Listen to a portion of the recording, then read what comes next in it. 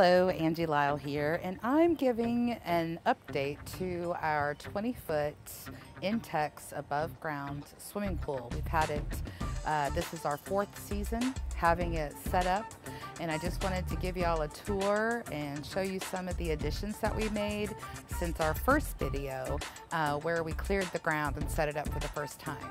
And that video was so popular this year, I'm sure because of the pandemic and everybody wanting to set up their own pools. A lot of our community pools were closed this year, so we were so thankful to have this. But I actually bought this pool 6 years ago on clearance from Target. It was a kit. It had a sand filter pump, saltwater salinizer device, which I'll show you in a minute, and the pool kit behind me, and all we had to do was make sure that the ground was level. So that's where the first video came in. So this is just kind of an update on where are we now with 4 years of having this pool. First, you might notice that we actually built onto the frame. So these were the original poles that were put in by the landscaping team in order to build a retaining wall to create a flat surface that would always be flat, because we're literally, my backyard is on a hill. So this year we actually added a gate and the fencing around it to keep the dogs from getting into this area. Back here it's just a little bit more noisy because we've got the pump running right now, and that's it down on the bottom shelf. So we decided to go ahead and set up this Rubbermaid shelving unit to go behind the pool, because we noticed that sometimes when we have to backwash or we need water to go away, the area where it was at was kind of getting flooded out.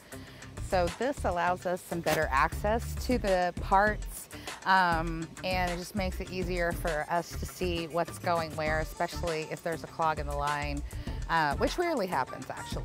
So I'll give you a closer look here. Here we've got the pump. It's pulling water out of the pool and forcing its way in through the sand filter.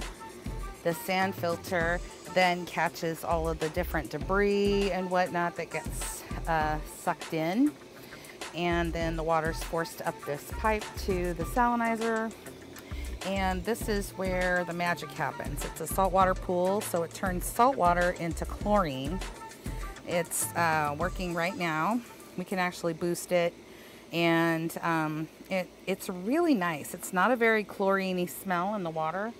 You can see the water's really pretty clear. We've had several days of rain and cool temperatures, so I ended up getting this little Intex. You see this little robot guy. He's going around the pool. He's being fed by the water that's coming in from the salinizer. So all of this water is coming in to the pool through this tubing, and it's shooting this little guy across the pool, and while he goes across the pool, he picks up all the debris off the bottom. I literally just got this yesterday, and he's already cleaned up the bottom pretty well. So I'm super impressed with him, because I've had to spend a lot of time vacuuming out this pool, and it's a 20-foot pool. As you can see, it's pretty dang big. Now right here we added some things to the fencing so that would hold my water aerobics stuff. So I love to do my water aerobics out here. As a matter of fact, I'm getting hot, so maybe I'll want to get in. And I added these are really fun things that I picked up from Aldi's. Every now and then they have these little shower caddies that they sell. You can get them at thrift stores. They are the kind that have the hooks that either go on the door, or the one I have on the other side is one that goes like on the shower head, but you can like attach it to the side, and it gives you an extra thing to hold different supplies that you need. So again, we've had this is the 4th year on our pool. You can see that the frame is still really structurally sound. Most of this I credit to actually taking the pool down every year and storing it in the garage. You'll see that deck box right there is where we put all of the poles for the frame and the feet. And we actually store those outside in the deck box, but we take the liner and we roll it up real tight. We store it in a 50-gallon trash barrel drum, and we put it in the garage. So it's actually maintained really nicely. You can see the ladder is in good condition. I actually had this ladder come with the kit. So I crawl up on this ladder, and I am not a pixie woman by any means, and I can get over the top of this pool with no problem. Little balancing issues. Here's another one of my shower caddies that I'll mention. These are very handy for holding your drinks. I also have those little padded coolers that you can put ice packs in, and so you can stash your drink in this little thing hanging off the pool. Next year I'm going to add some little pull-up tables to the poles, so you can also have like a table. And this is my new addition also. It's called a frog log.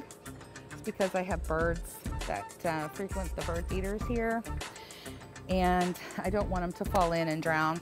I don't want anything to fall in and drown, actually, because it's a 20 foot wide pool. It's difficult for anything to get across to the side, and if my ladder's not in, it doesn't matter.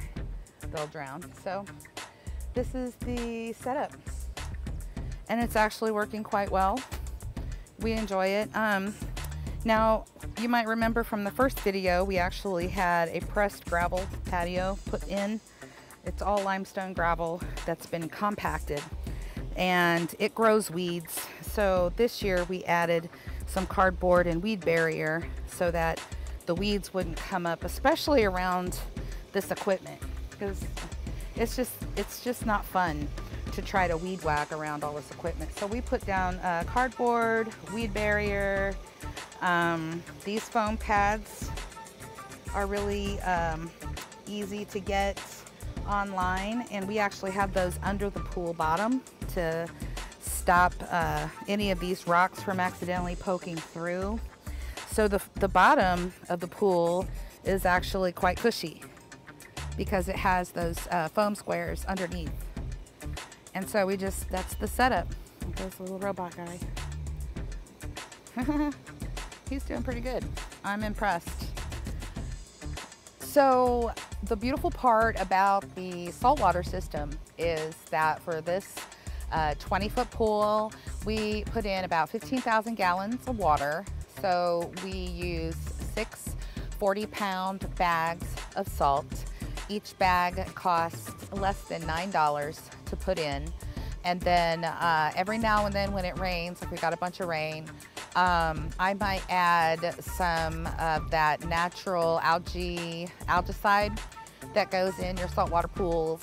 That bottle costs me $13, and it'll last all summer and probably next summer too, because you just don't need it. You only need to use it if it rains, and you don't want your water to start to kind of turn green, you know. So, but just the regular vacuuming and maintenance and using that stuff when it rains. We never have to add any more salt. We never have to do anything else to it. So that's literally how much it costs to set it up every year. And so that's why we've been able to just kind of slowly add these more fun products to make the pool more enjoyable, like the robot. So, but I can clean it myself. It's just that I get more time and enjoyment out of the pool by having this guy do it. So this year the pool expense went towards him. So, but I'm hoping that we'll get to have another few years out of it before I have to consider a replacement. I'm impressed, and for the price that we got it, especially if you start shopping now, which being it's just the 1st of August. If you start shopping, of course, this year they're all gone. There's no surplus. But I got mine on clearance at the end of the summer for, I think it was $600. So, and it's definitely worth its weight in gold.